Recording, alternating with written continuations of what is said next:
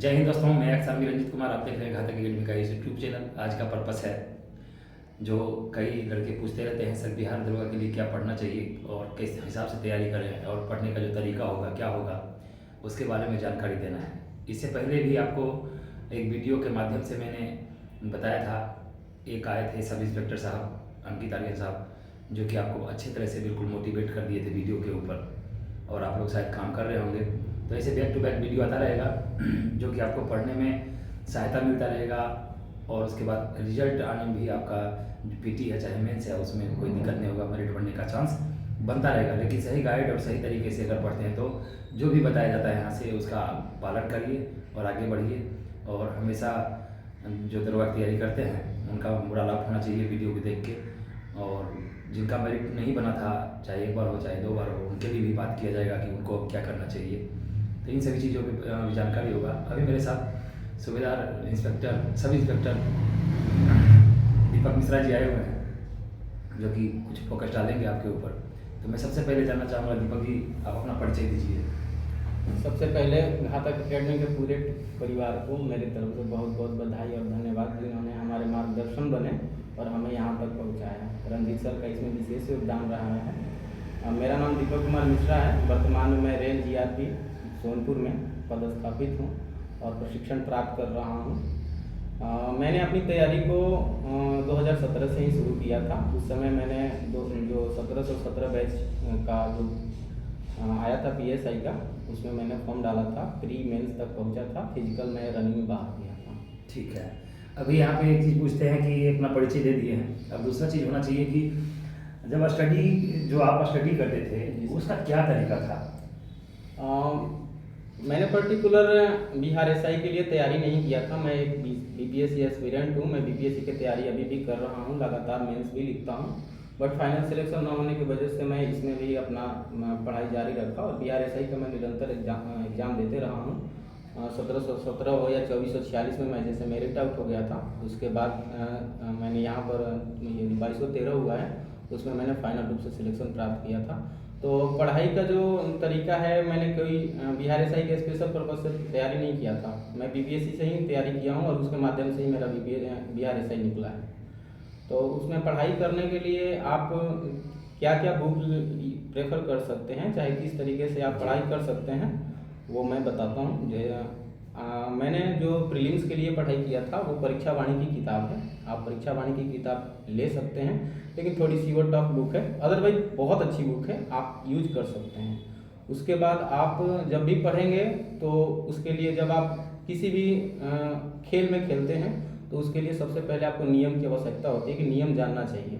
तो नियम जानने के बाद उसको आप प्रैक्टिस करेंगे, तो प्रैक्टिस के लिए प्रैक्टिस सेट होना जरूरी है। उसके लिए आप प्रीवियस ईयर क्वेश्चन पेपर को फॉलो कर सकते हैं। घटना चक्र किताब पढ़ सकते हैं, बहुत अच्छी किताब है। और उसके बाद आप, मेरा मानना है कि मैं जब भी एग्जाम देता हूँ, प्रीलिम्स का चाहे मेंस का हो, सबसे पहले मैं लगभग कहीं से भी किसी भी कोचिंग का हो चाहे कोई भी स्टडी मटेरियल्स हो, ऑनलाइन अवेलेबल है, आप परचेज कर सकते हैं। मैं 100 प्रैक्टिस सेट बनाता हूँ, कम से कम 100 प्रैक्टिस सेट बनाता हूँ। ये मेरी सफलता का सबसे बड़ा मैं मानता हूँ।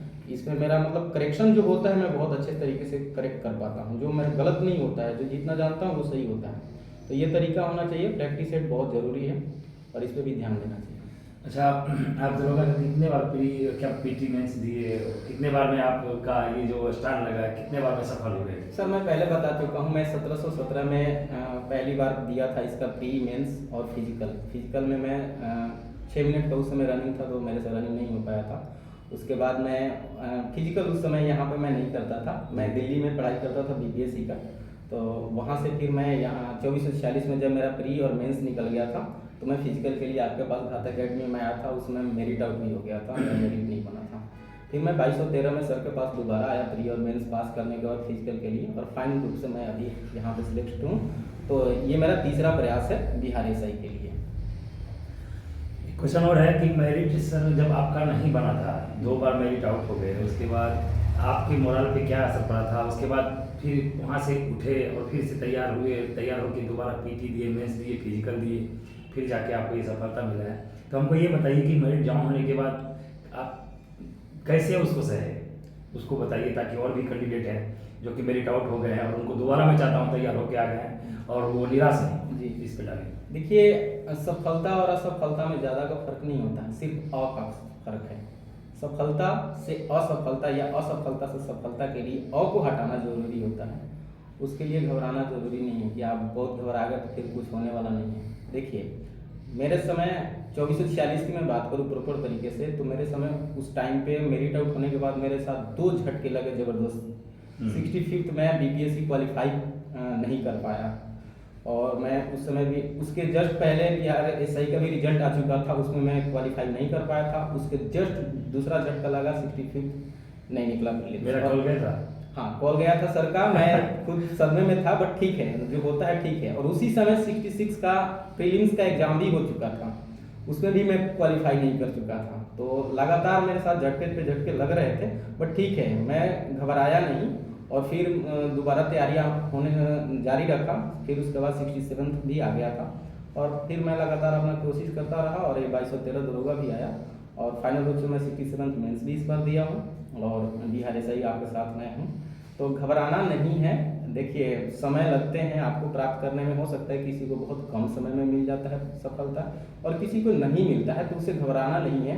निरंतर लगे रहिए। सफलताएं और असफलताएं दोनों जीवन को आगे पहुंचाने का सबसे बड़ा माध्यम है। अगर आप असफल नहीं होते हैं तो सफलता को आपको जो महक होती है वो अच्छा नहीं लगता है, तो उस महक को बनाए रखने के लिए कभी कभी झटके जरूरी है। बट ठीक है, जो ये ज़िंदगी के उतार चढ़ाव है लगे रहता है। कुछ ही दिन तो हुए, मैं आपके साथ ही था, कुछ दिन के बाद मैं 2 महीने में आपके साथ अलग हो गया, और कुछ अंतर नहीं है।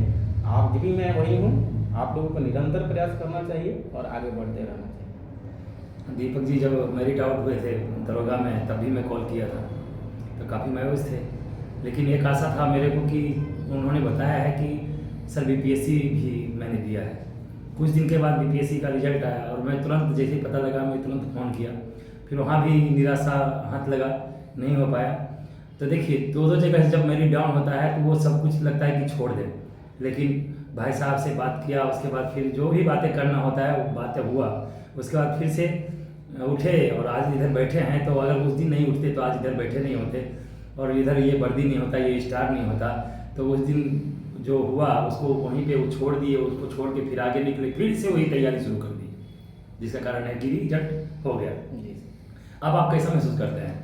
देखिए, पहले जैसे था आपको कोई पूछता नहीं है, आपके दोस्त भी आपके मजाक उड़ाते हैं, और आज भी दोस्त मजाक ही उड़ाते हैं, चाहे कोई भी हो। वो कहते हैं कि अरे तू तो बहुत बड़ा आदमी बन गया। ऐसा कुछ भी नहीं है, बहुत अच्छा लगता है। आप जब आपको वर्दी मिल जाता है तो बहुत अच्छा लगता है, लेकिन उसके साथ आपकी जिम्मेदारियां भी बढ़ जाती है। अब आप समाज में कैसे रहेंगे, पहले जैसा नहीं रह सकते हैं। दूसरी चीज़, आपको जो जिम्मेदारियां मिली है उसको प्रॉपर तरीके से निभाना भी बहुत ज़रूरी होता है, तो गर्व होता है। और दूसरी चीज़, हमें अपने आप पे भी गर्व होता है, और हमारे साथ जो लोगों ने मेहनत किया है सब पे गर्व होता है कि उन्होंने हमें यहाँ तक पहुँचाने का कोशिश किया। 2 चीज़ इसमें आया है, 2 चीज़ इसमें आया है। दोस्त हो चाहे यार हो, अगर आप सफल नहीं हुए तब भी आप सुन रहे हैं कि क्या कर रहा था इतने दिन से। जी बिल्कुल। हो जाने के बाद बहुत बड़ा आदमी बन गया है। दोनों बात दोस्त ही बोलते हैं, बाकी दूसरा कौन बोलेगा, दूसरे कोई मतलब है ही नहीं। यानी गिरने के बाद भी वही हंसता है, और जब बन जाता है तब भी वही हंस रहा है। तो ऐसा चीज़ होता रहता है। लेकिन एक चीज़ है, दोस्त बहुत ज़रूरी होता है। दोस्त हमें बहुत आगे लेकर जाते हैं। हम अपने कुछ दोस्त हैं जो अंकित हैं, विपुल हैं, हाँ जी, हाँ ये जी। सब हमारे सब मित्र रहे हैं, राधे दिया रह चुके हैं, बहुत लोगों ने मोटिवेट किया है, और आगे हम यहाँ तक हैं। विशाल थे, बहुत अभी लोगों को बहुत लोगों का नाम नहीं याद आ रहा है। रतन है, रौनक था, विमल जी है, विमल दिया है, इतने हैं कि गिनती नहीं है। बहुत सारे लोगों के साथ हमारा संपर्क रहा है, और 2446 से मैं प्रॉपर तरीके से वहाँ से सर के साथ में जुड़ा हूँ।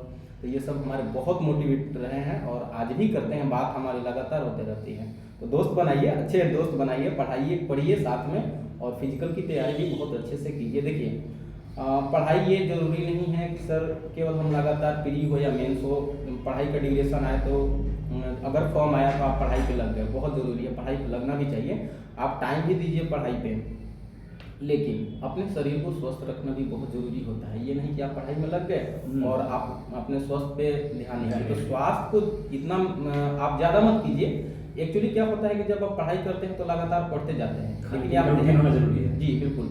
और उसके साथ साथ ये भी जरूरी है कि आप 10 मिनट सिर्फ अपने लिए निकालिए टाइम, सुबह या शाम को सड़क पे गए, चाहे आपके खेत में है, आसपास कोई भी फ्रेश जगह हो, वहाँ पे गए, 1000 मीटर, ज़्यादा से ज़्यादा 1 किलोमीटर आप ट्रेवल कर लीजिए, थोड़ा थोड़ा स्पीड में ही कर लीजिए, कोई दिक्कत नहीं होने वाला। इससे आपका शरीर का संतुलन भी रहेगा और पढ़ाई में मन भी लगेगा। ये जरूरी नहीं है कि आप लगातार पढ़ाई करते रहेंगे, उससे सफलता नहीं मिलने वाली है। तो फिजिकल के साथ साथ आप पढ़ाई भी जारी रखें, पढ़ाई पे ज़्यादा ध्यान दें। बट जैसे ही आपका प्री और मेंस का एग्जाम होता है, मेंस का कटअप कितना जा रहा है आपको ध्यान नहीं देना है, आप सीधे फिजिकल पे लगिए, क्योंकि आपको वो शरीर के लिए, और अगर आप सफल हो जाते हैं मेंस में तो आपको फिजिकल में बहुत कम टाइम मिलेगा, तो उस पर भी आप क्वालिफाई कर लेते हैं। तो ये होना चाहिए सर। अच्छा, एक चीज़ और है, घातक में आपने जो फिजिकल किया है, तो यहाँ का जो डिसिप्लिन है और यहाँ का जो एक्सरसाइज है, यहाँ के बारे में भी 2 शब्द बोलना पड़ेगा ना। जी देखिए, हम आप सर का जो 24 से 46 बैच, 1 साल या 1.5 साल से हाँ, बस, लगभग हाँ। उतने पुराने वीडियो आप जो आए एकदम चेंज हो गया था। जी। तो उस समय हम लोग, आप इतना समझ सकते हैं कि हम लोग 10 दिन में किस तरीके से सीजर सीखे थे टाइगर जंप बंद होने के बाद। तो ये साबित करता है कि आपको मैं बता देता हूँ, जिस दिन ये चेंज हुआ था, मैं उस दिन मेरे से आँख से आंसू निकल रहे थे क्योंकि मैंने इतना मेहनत किया था। सार्जेंट के लिए मैंने स्पेशली बहुत ज़्यादा फिजिकल पे फोकस हुआ था। 4.5 फीट हमने टाइगर जंप सीख भी लिया था और कर भी लेता था, लेकिन जैसे ही चेंज हुआ उस समय इतना हम डीमोटिवेट हो गए, आंख से आंसू आ रहे थे। सब लोग वहाँ पे जानते हैं, लेकिन फिर भी ये हमारे सर के मेहनत का ही परिणाम था कि हम लोगों ने 10 दिन में भी क्लियर कर लिया था। और दूसरी चीज़ डिसिप्लिन की रही बात, तो देखिए, अगर आपके जीवन में अनुशासन नहीं है, चाहे कहीं भी हो, तो आप सफलता को प्राप्त करेंगे, लेकिन उस सफलता को बहुत दिक्कत भी झेलना पड़ेगा। तो इसलिए अनुशासन बहुत ज़रूरी है। और यहाँ पे जब आते हैं तो आपको अनुशासन ही प्राप्त होता है, क्योंकि सर खुद इंडियन आर्मी के रिटायर अधिकारी रह चुके हैं, तो अनुशासन तो रहेगा ही। तो यहाँ पे आइए, चाहे कोई भी हो, हमारी बहनें भी हों या कोई भाई भी हो, जो भी अगर फिजिकल करना चाहता है, मैं आप प्रॉपर तरीके से आपको कहूँगा कि आप एक बार आइए और संपर्क कीजिए सर से, सर के साथ रहिए। फिजिकल की गारंटी यहाँ पे मिल जाएगी आपको, और पढ़ाई को तो आप करके ही आएंगे, इतना तो पक्का है।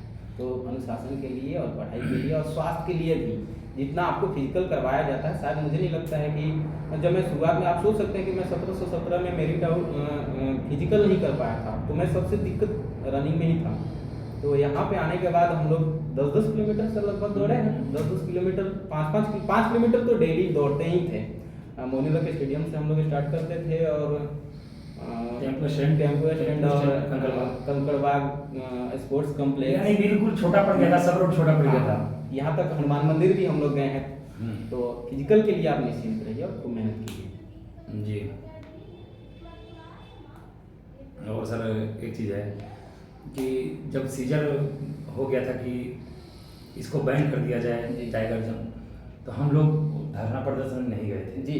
हम लोग तुरंत एक्शन लिए, और जी। जिनका जिसे अगला दिन 22 को, जी पहला दिन था 22 जून को, और 23 जून वाले को हमने एक ही दिन में तैयार कर दिया था कि आप जाके सीजर दे दीजिए। हमारे ऊपर लीडरशिप क्वालिटी भी प्रूफ होता है, सर के साथ इतना हम लोगों ने किया। हम लोग इधर उधर घूमने के बजाय तुरंत शाम को हम लोगों ने अपना 1 बजे से स्टार्ट कर दिया था इस पे काम करना। जैसे ही पता चला उसी टाइम पे, और रात दिन हम लोगों ने मेहनत किया, और इसके बावजूद हम लोगों ने बहुत अच्छे से सारे फिजिकल को क्लियर किया। उसके बाद हमारे लगभग, मुझे लगता है कि जितने भी हमारे अभ्यर्थी थे, जितने भी हमारे साथी थे, सबने लगभग फिजिकल पास किया था उस टाइम पे। हाँ, लगभग सभी। जी ठीक है, बस इसी इंटरव्यू को यहीं पे समाप्त किया जाएगा। उससे पहले अभी वाला सेरेमनी हो जाए, आ जाएगा।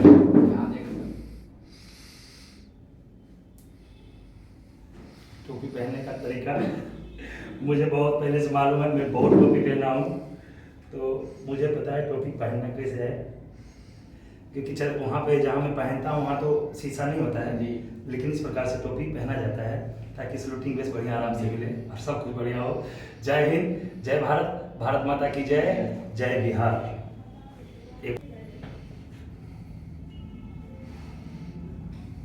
ना ऐसे ये है, ठीक है, शाबाश, जय हिंद।